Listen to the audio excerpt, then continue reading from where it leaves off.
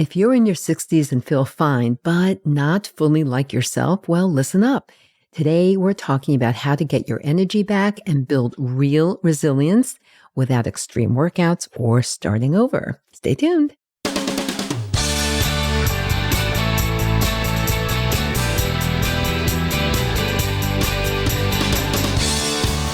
Hi, everyone. I'm Barbara, and this is Age Better. Today's episode is for every woman who's noticing the quiet shifts that can happen in midlife and beyond. Your body feels different, your energy isn't the same, and what used to work doesn't quite work anymore.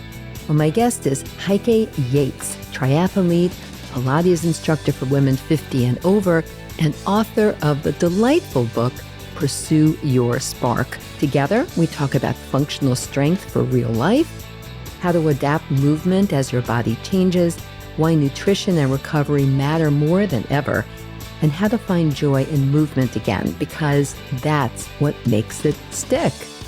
You can learn more about Heike Yates and her terrific book in the show notes, and definitely follow her on Instagram.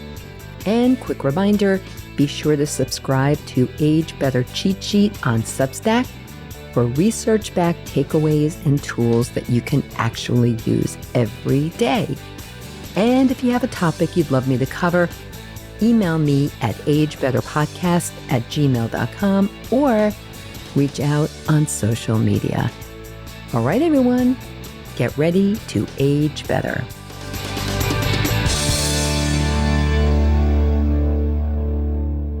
Hello, Heike. Thank you so much for joining me on Age Better. It is my pleasure, Barbara. I'm super excited for our conversation today. So you work with women of all ages, but you also work with women who are in their 60s, 50s, 60s, 70s, and beyond. And so they're already postmenopausal, their bodies, their lives are changing. And what do you really think is happening in the decades, really the 60s? What do you think is happening to them physically, spiritually, emotionally? Oh, Barbara, we have such a broad range of what's going on with women. And I find that the women that I tend to work with feel ready to embrace more. They're ready to do new things. They have raised children. They have been empty nesters. They may be divorced. They may have just been single all their life. They've done their careers. And I feel that particular group and I know it sounds very judgmental, but the people that exercise, I feel have a broader need and want for what's next in their life. Not that people who exercise don't, but I feel that exercise is the catalyst for you to do more because we have to leave things behind, as we just talked earlier. Taking the catalyst of where we are now and moving forward with joy. They can't wait. And I just think of my 80-year-old client I worked with today. She was just telling me what's the next thing for her. And I'm so excited. Well, I mean, of course, when you're exercising and moving your body and feeding it well and getting enough sleep and all of that good stuff that we should all be doing for ourselves at every age, of course, we're going to have more energy and more vitality. And I think just a more positive outlook on life, right? So that we can look forward. And I want everybody to feel that. I want the people that are listening saying, exercise is not my jam. I'd rather read books or go to a museum. There's so many things that count as exercise. You do not have to put on spandex and go to the gym and stand next to the burly man and feel intimidated. So this was the classical image that I oftentimes get from women. Yeah. So many things count as exercise, but it makes the difference in the energy and the happiness. So really, it's a mindset shift, right? What you're saying is that you really want to see more women. And again, I'm specifically talking to women who are postmenopausal. And you really want to see them shift their thinking about how they move their bodies. Yeah, absolutely. So that they can embrace what's next. Because it has so many benefits and you don't have to break a sweat to get the benefits. I oftentimes, if you were to follow me on Instagram, you'll see me do kitchen counter push-ups. I did a video where I exercised with a pot, meaning I just moved the pot around. You could say, that doesn't count as exercise, Heike. That wasn't 20 minutes. It counts as exercise. It counts towards getting stronger, healthier in little bite-sized increments. And that I call those the baby steps. So tell us a little bit about yourself. I told the audience a bit in the introduction, but you're a triathlete. Tell us about that. What have you been doing and what are you doing now? When I started my whole fitness journey, I would always say, you will never find me hopping around in one of those classes. So now it's almost 40 years later. I'm a midlife fitness coach. And let me also preface this. Midlife to me doesn't start and end at 50. To me, it starts at 40 and goes to at least 80. And why? Because so many women start new careers, new ideas at every decade after the official midlife framework. And so we are ready to embrace more as we're getting older. So I feel that we just need to be more curious to embrace these moments. Yeah, definitely. Before we started recording this conversation, we were both talking about our running histories. I mean, people have been following me for a while know that I started running at 50 and I ran my first marathon at around, almost 51. And then I ran a total of 17 marathons and I just assumed I'd keep running for the rest of my life, right? I mean, that was my assumption. And sadly, I do have some arthritis in my knee, which has caused some discomfort when I do run.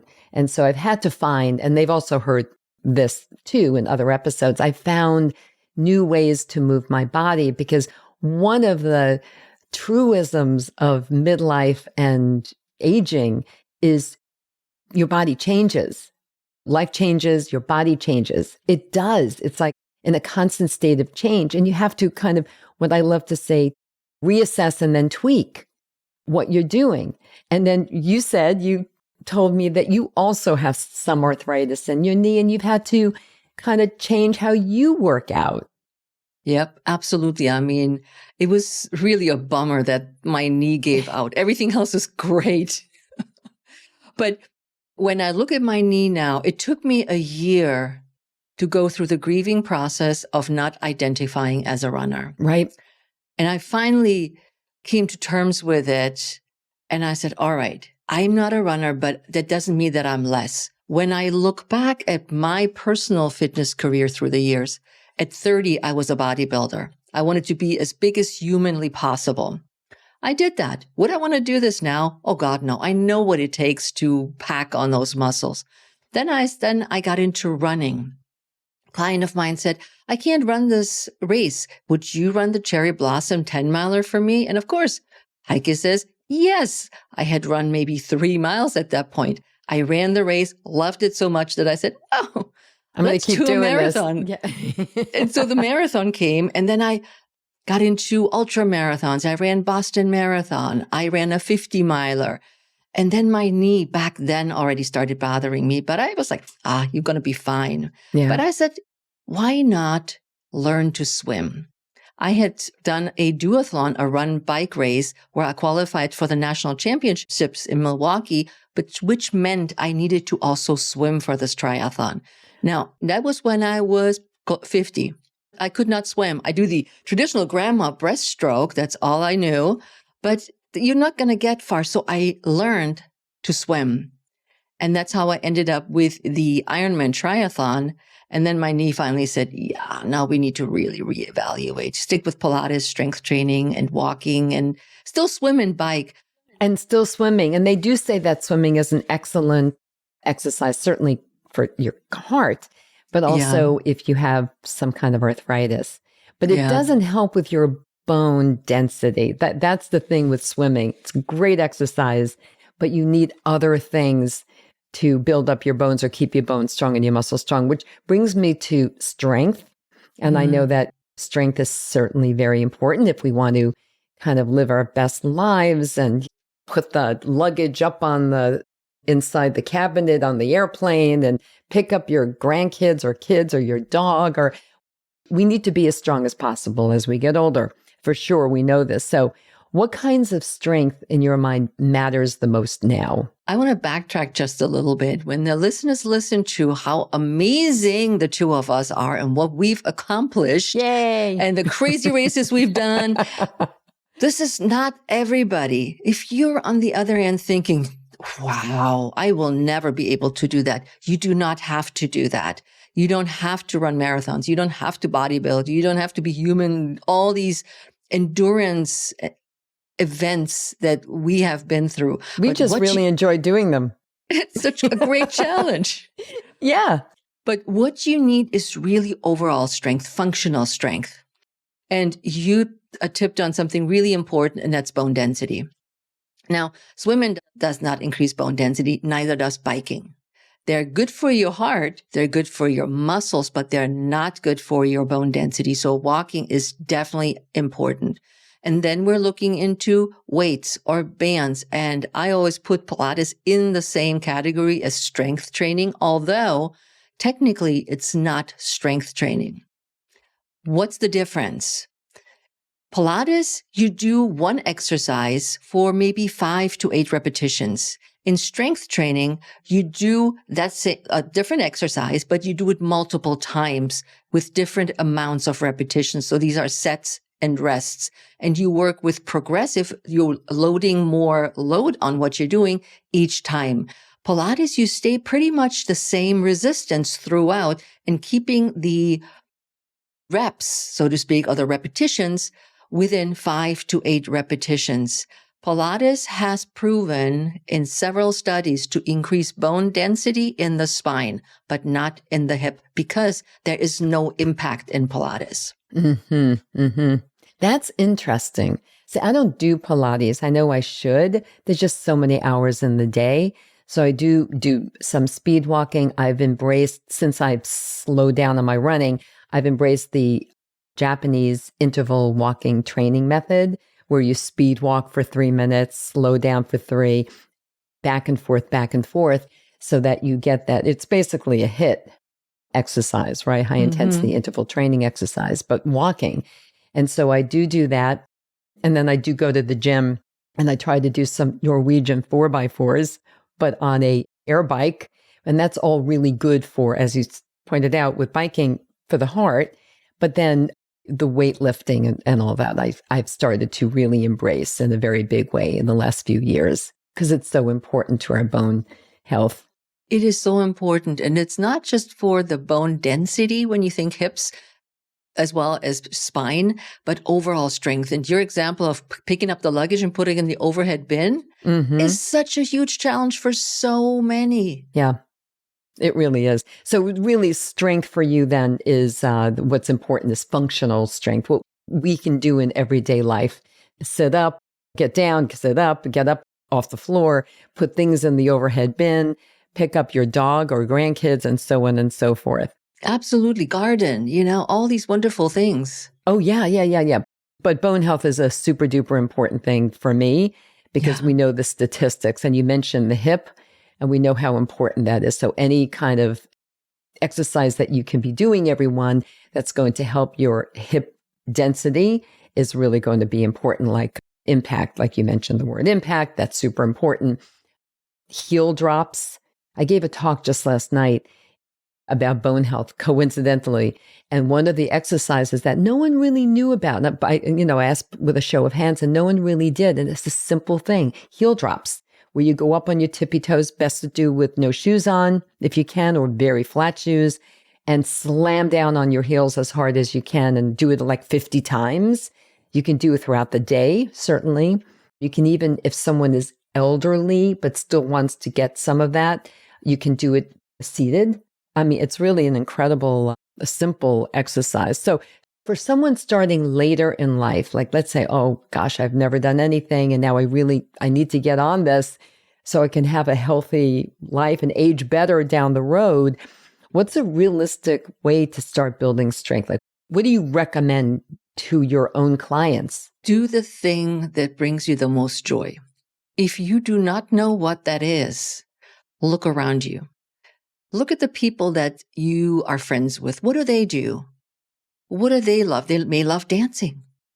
And you said, oh, I never thought I could be a dancer. Dancing is great exercise. I'm also an Argentine tango dancer. So Argentine tango has proven to help with the late onset of aging and Alzheimer's and things like that. But think about something that you would say, oh, I always wanted to try that. And okay, for the person who says, I don't really know, the simplest thing is you start walking. I always go back to walking. If you can't think of anything that you love or see anything, or you may be intimidated, many women don't want to go to the gym. Go walking. Start with walking. And it all adds up. Every little bit. When I tell people, go walk around the block. Oh, it's just around the block. Well, have you done this before? This is a challenge. If there's a little hill, it's even better. Yeah. Think about it in terms of what is the smallest denominator that I can start with that brings me joy and I'm not overwhelmed with. I talked to a client last week. She said, okay, should I do this exercise 7 days a week? I gave her homework to do and I said, God, no. Don't do the same thing 7 days in a row. Give yourself some rest days. Do something else in between. Do your Pilates, then do your strength, then do your walk. Mix things up a little bit, but make it so small. If you're at the beginning, it's the perfect time to learn about your body and what your body can do, how it feels, and the strength that you gain just through those little baby steps is incredible. That's really good advice. It really is, Heike. It really, really is. And also, I like what you said about just see, maybe there's something that you've always wanted to try and you never did it. Maybe no time or just didn't think you could do it. I kind of felt that way when I turned 50 and I had never tried running. I used to joke that I would only run after the ice cream truck when I was a kid in Brooklyn. And that was like the extent of my running.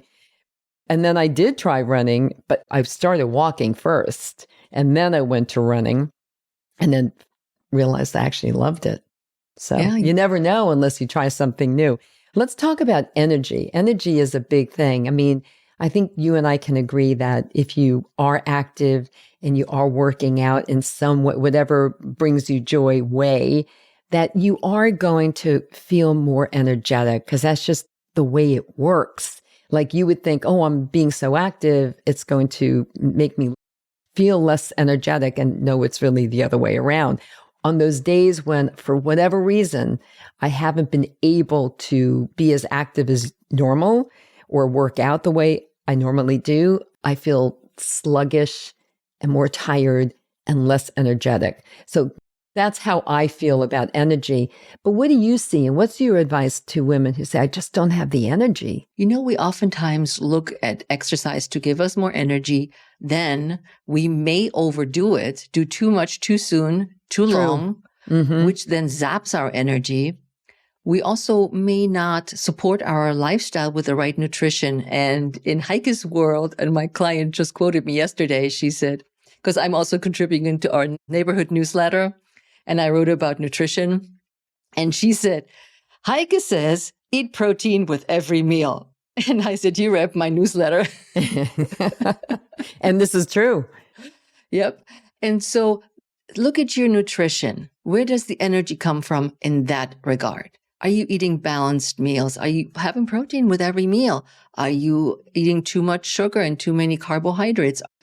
Are you not hydrating enough? Hydration is also a sense of being sluggish when you're not fully hydrated. So there's a lot of bits and pieces that poor sleep. And we know all of those somewhere in the back of our mind. But the one thing that many people don't think about are other factors in our life that are energy leaks, the people we are around that drain our energy, the job that we absolutely don't like drains your energy, family responsibilities, whether you like them or not, drain your energy. So where are these energy drainers or leakages coming from where you can plug the holes to preserve your energy? And we all have been with a friend who's the needy friend who keeps taking and taking and taking, and we already roll our eyes saying, oh God, not her again. Because it drains us of all of our energy. And I want people to not just look at what we just talked about, the food, the exercise, and the sleep, but also the other factors around us. Yeah, no, it's so important and great advice. And to add into that, I think if you are feeling any of this energy sapping feeling due to any of those reasons that you just listed, go for a walk. Get out there and go for a walk, right? Get away from it all. But what about women who come to you into your practice and then they're saying, well, I have these aches and pains now I never had before. I have this frozen shoulder, or I have this arthritis in my knee, like you and I discussed, we each have. And so what do you tell them? Like, how do you just get them started on something that will work for them given their current aches and pains? How do you get them started and kind of mentally get around that? I go back to, what did you used to do? Give me that first. What's your background? If somebody has not been active, and there's nothing wrong with that, we all are different, then we have a different starting point than somebody who has exercised for most of their life. Mm-hmm. As if it's, which I would hear you asking, is just aging process. We all get things along the way. It is a matter of saying, okay, what can we do now? And what is ideally that we should not do anymore? For some people, I say, don't do impact. If you have had a hip replacement and you have a frozen shoulder and you have arthritis, maybe jumping on a jump rope is not the thing for you to do. Just as an example. Yeah. But, the people, they see things on social and they're like, oh, look at this 80-year-old woman. She did pull-ups. And I'm like, yeah, great for her. But look at her history. She's a former gymnast and she's been a gymnast most of her life. It's a whole complete history, different history than from yourself. So look at what it is that you need to do. And people overlook, again, going back to that small things add up. Number one, we're never working in pain. That's a no-no. We're not working through pain. It will work out. So we're not doing what Lindsey Vonn did at the Olympics this year. Oh my God. In other words. I saw the crash a couple of times and I'm like, girl. I know. What was she thinking? As a former skier, I'm like, oh, it really wrenched my heart when I saw her flying. Yeah, mine too. But, all of us. Honor what the injury is. Work around what you can do. And there's a bazillion things you can do when you work with a professional that knows his or her craft. You get more advice. You get more ideas. Oh, I never thought about that. Oh, I can do that. Yes.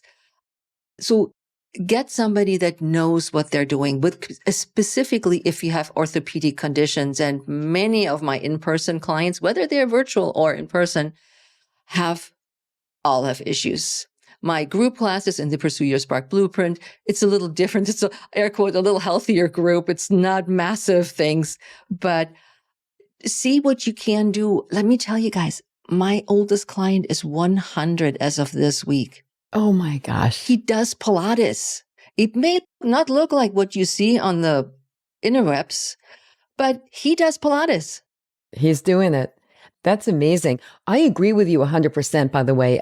Everyone listening, if you, for so many reasons, are unsure of how to start. Let's say you've not been doing anything, or you have an injury. Let's say you've been very active, but you have an injury, or you have some aches and pains you never had before. Go to see someone, go to a trainer, go to a gym, word of mouth, find out who's the best person for you for your age and your circumstances. It is so important. I've been using a trainer and I never thought I would need to or would want to because I was running and I was doing push-ups and squats at home and like, oh, I could do this by myself. But I have found that she has given me new ideas, Heike, as you just said, opened up my mind to new ways of exercising, given my limitations because of my knee and my aging body, what is best for me. So I couldn't agree with you more. Let's talk about your book, Pursue Your Spark. Let's talk about it. Here it is. Yeah. Orange. Wonderful book. What made you, and I know you're color matching, what made you decide to write this book and tell us a little bit about it? I've been wanting to write a book for a while. But when I look at my background for almost 40 years as a fitness nutrition coach, sports nutrition, over 20 years of Pilates, I didn't want to write another exercise book. Because when I work in my groups and with my clients, they come for exercise. And once they start moving, it's almost like you go into the hairdresser. You tell him or her everything and anything that not even your husband and spouse knows. And so I become that person, that very trusted advisor and coach that always has an opinion about everything.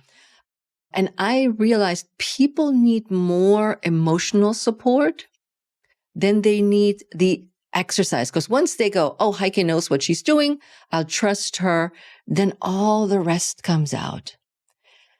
Interesting. The book became really the book when one of my clients, the lady I mentioned earlier, is 80 years old now, and her husband is on the decline with his health. And she's his caregiver, and she's trying to do her best to help. And she feels she's pulled down with him, her enthusiasm. She can't make it to her beloved classes at the YMCA, where she always met her group of women, where they do the social aspect, the social aspect, and what she calls the Iron Maiden. We're going. And it's more often than not, she was home with him. Yes, she loves her husband. Yes, she wants to be there for him. But more and more, she felt resentful. Her daughter asked her to come and visit, just her. She says, leave dad at home. We have another family member taking care of him while you come and visit me. And so they organized everything. And she says, Heike, I'm going to go up and go. So she goes. The next time after the weekend, I see her. She walks in beaming. And I was like, what happened? You're in such a good mood. She says, oh, you're not going to believe it. We had the best time. I didn't worry about my husband. We ate when we wanted to. We went to cafes. We did a little shopping. I went to bed reading a book and not worrying about him falling out of bed.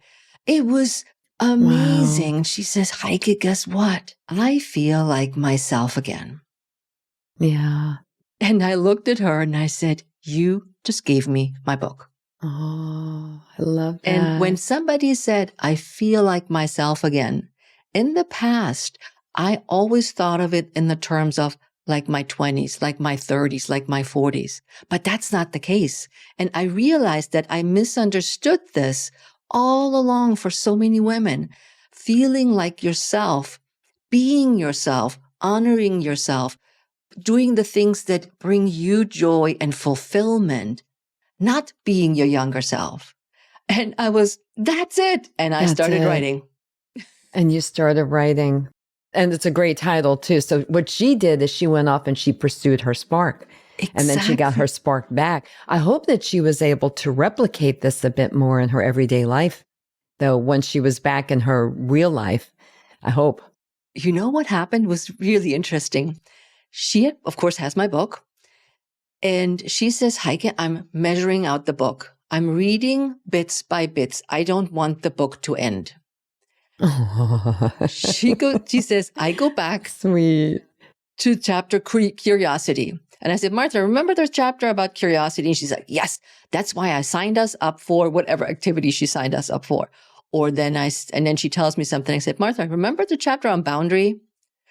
I got to reread that chapter again. You're so right. This is the impact I want my book to have. Yeah. So what if somebody says to you, I just don't feel like I have spark right now? What do you do? How do you get someone to find their spark?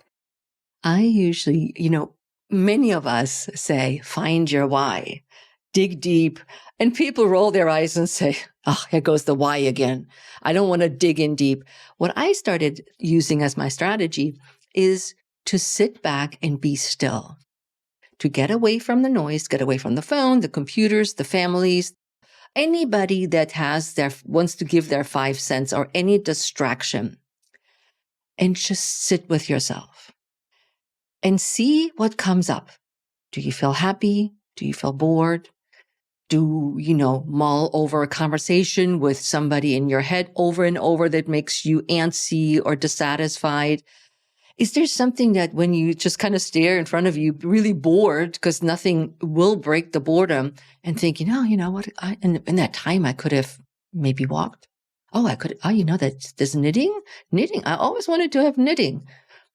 Let me check this out. So let something come to you, and it may take a couple of sessions for you to just sit still. But I feel when we sit still and go inward, without pressure, without judgment from ourselves and others, we're more willing to reveal what is the underlying spark that may be there. Maybe it's something that as a kid, I always wanted to travel. I grew up in this teeny tiny German town, which was so boring. And I always wanted to escape. And I was reading books, adventure books, kids' travel books. And they were just so amazing. And I said, who me?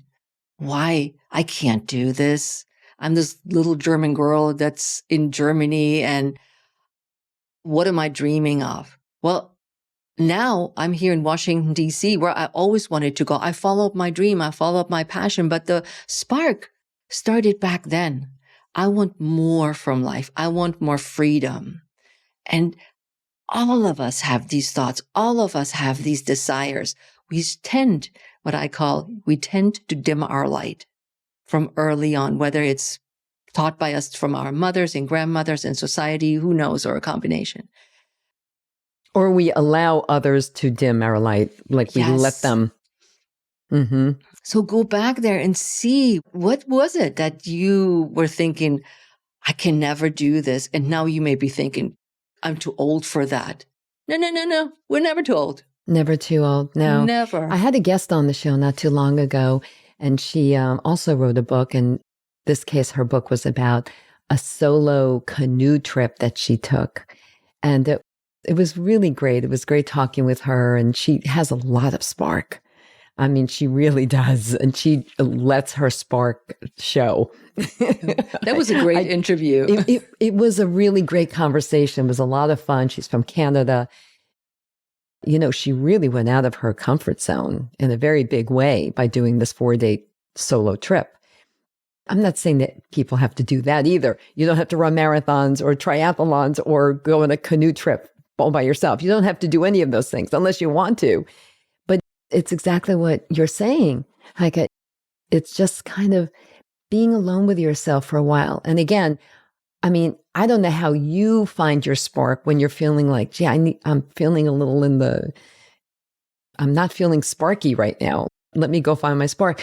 I find personally, the way that I do that is either going for a solo run or a walk, or in the shower. Those are my 3 places where I can really dig deep and find my why, to use that overused expression, and find my spark of like, what am I missing right now? What do I want to be doing? Where's my spark? Let me pull it up. But also, I think, Barbara, that the spark's not always strong. It's like the stars. They're not always shining bright. Yeah. And sometimes you just are depleted. You have no energy. Maybe you just want to be a vegetable for a weekend and binge watch your favorite Bridgerton show. Yeah, that's true. I mean, you're right. We don't always have to be achieving and succeeding in something or even moving. Although sorry, everyone, but I really do believe in daily movement. I'm never going to I know you agree with that. I mean, that's just something that's important. Yep. But I hear you. We don't always have to be sparkly. And that's okay, because our motivation is not the same every day. Our appetite is not the same every day. Our intensity in workouts is not the same every day. And so the spark is the same. You don't want to dim the light so it's gone, but you want to lay off sometimes and not be the overachiever or the go-getter. I mean, that's really what recovery is all about. You're an athlete. I'm an athlete, not as big an athlete as you, but I know the importance of recovery, especially when you've had a hard run or workout or you've done a race. You need to recover. So that's kind of what you're talking about right now, too. Sometimes we need to mentally recover and not be so sparkly. That's my new favorite word. Spark and sparkly. Well, thank you. I appreciate your spark. Yeah, exactly. So this was a great conversation. Heike, really, really was. But I always ask my guests this question because it's super important. What are your 3 biggest takeaways you really want to make sure everybody remembers from this conversation today? You're never too old. You always have a spark, as we said. And finally, I would say you already have what you need inside of you. You already have what you need inside of you. We all do. Thank you so much for that. Heike, thank you so much. Great book. Wonderful conversation. Thank you. Thank you for all the good work you're doing, especially with women in midlife and beyond. Really appreciate you. And thank you for joining me today. My pleasure, Barbara. Thank you. And everyone, thank you for joining us today. See you next week. Thanks for tuning in, everyone. If you enjoyed this episode of Age Better Podcast, please do a few things. First, share it with all your friends and family. Then, subscribe to Age Better wherever you listen to podcasts, including YouTube, so you never miss a single episode.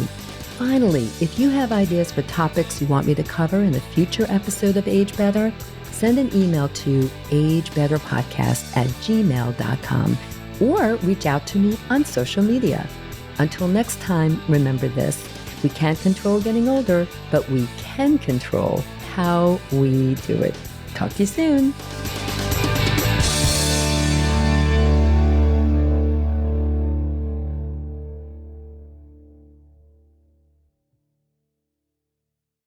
Age Better Podcast is a proud member of the Sound Advice Network. Sound Advice, women's voices amplified.